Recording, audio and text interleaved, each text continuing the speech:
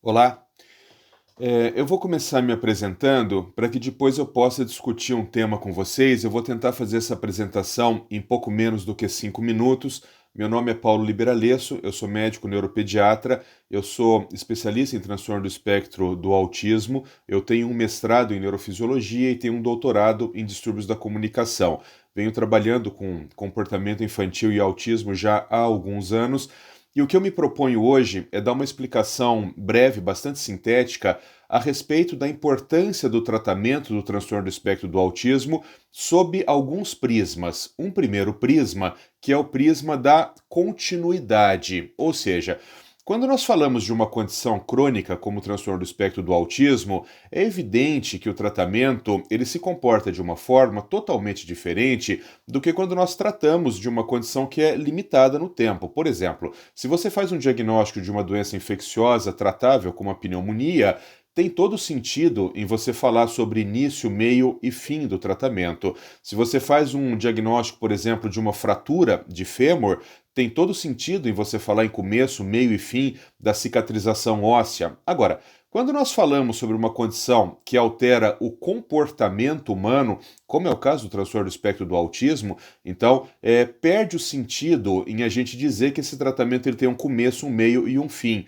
É possível que esse tratamento tenha um fim, mas isso não é habitualmente o que se observa. Normalmente, quando se faz o diagnóstico de uma condição crônica, na neuropediatria a gente costuma chamar isso de encefalopatia crônica não evolutiva, ou seja, são condições que alteram o desenvolvimento humano e que, por si só, já se compreende que elas vão acompanhar a história de vida dessa pessoa. Então, pessoal, para que a gente possa entender um pouco sobre o tratamento do transtorno do espectro do autismo, é importante que a gente entenda, pelo menos em linhas gerais, o que é o autismo, né? Autismo é um transtorno do desenvolvimento, portanto, é um transtorno que ele já nasce com aquele indivíduo e que ele vai de forma natural acompanhar a vida dessa pessoa em todas as suas fases, na primeira infância, na segunda infância, na adolescência, na juventude, na adultez e na idade mais avançada também. Se a gente pudesse explicar de uma forma muito simplificada, a gente poderia entender que o autismo ele faz com que aquele cérebro tenha dificuldades de estabelecer cópias de comportamento. Então, como que uma pessoa aprende a falar? Aprende a falar realizando cópia de comportamento. Então, aquele bebê ele vai ouvindo o que as pessoas vão falando e vai desenvolvendo a fala. Como que uma criança aprende a se comportar? Ele aprende a se comportar copiando o comportamento social. Então, ele vai observando como os outros bebês, as outras crianças, os adultos se comportam e vai criando um comportamento típico daquela pessoa.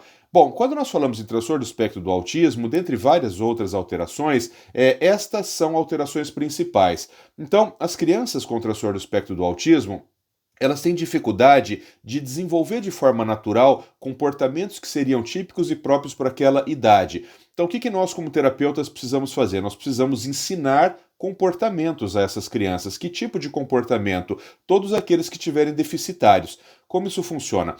Feito o diagnóstico do autismo e partindo do pressuposto que esse diagnóstico foi bem feito, qual que é o próximo passo? O próximo passo é estabelecer o que nós chamamos de linha de base, ou seja, nós vamos traçar uma linha dizendo, olha, tudo que o seu filho sabe está aqui, tudo que o seu filho não sabe e precisa fazer está aqui. E a partir daí nós vamos começar a ensinar coisas novas para essa criança. Se eu acabei de dizer a vocês que o transtorno do espectro do autismo é uma condição crônica não evolutiva e que, portanto, vai acompanhar a vida natural dessa pessoa durante toda a vida, fica muito claro, porque isso se encerra no próprio conceito, fica muito claro que o tratamento do autismo ele não tem tempo pré-determinado.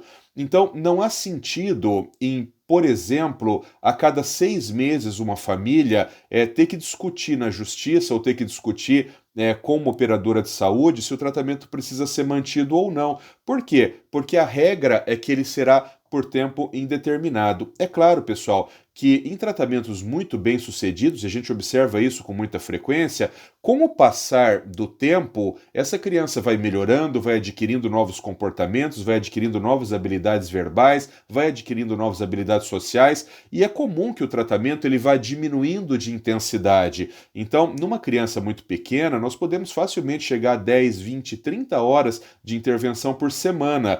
por semana, ou seja, eu estou falando de um tratamento que ele é diário, e conforme essa criança vai crescendo e vai aprendendo muitas coisas, o tratamento ele tende a diminuir de intensidade. Uma outra coisa importante também, tanto para os operadores da justiça, como para os planos de saúde, é de entenderem que o tratamento do transtorno do espectro do autismo, ele é vivo. O que eu quero dizer com isso? Como eu tenho que ensinar comportamentos, e os comportamentos humanos, eles mudam conforme a idade, o tratamento ele é vivo. Então, um tratamento que era realizado quando a criança tinha 2, 3 anos, ele pode ser totalmente diferente do que o tratamento para a mesma criança quando ela tiver 4, 5 anos de idade.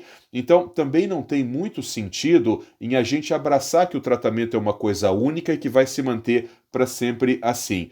Então, os conceitos que eu gostaria de deixar primeiro, a importância do diagnóstico precoce. Então, a grande virtude da gente conseguir tratar bem essas crianças é fazer um diagnóstico precoce e começar uma intervenção precoce. Segundo, profissionais de boa qualidade. Então, uma pessoa, para fazer uma intervenção numa criança com transtorno do espectro do autismo, tem que ter uma qualificação técnico-científica muito adequada para isso. O terceiro, a intensidade. Então, não existe tratar uma criança autista pequena com 2, 3 horas de intervenção por semana. Isso é totalmente ineficaz. Quando a gente fala de autismo em crianças pequenas, a gente sempre está falando de um tratamento de alta intensidade, de alta magnitude. Nós precisamos de muitas horas por semana para ensinar uma criança os seus comportamentos.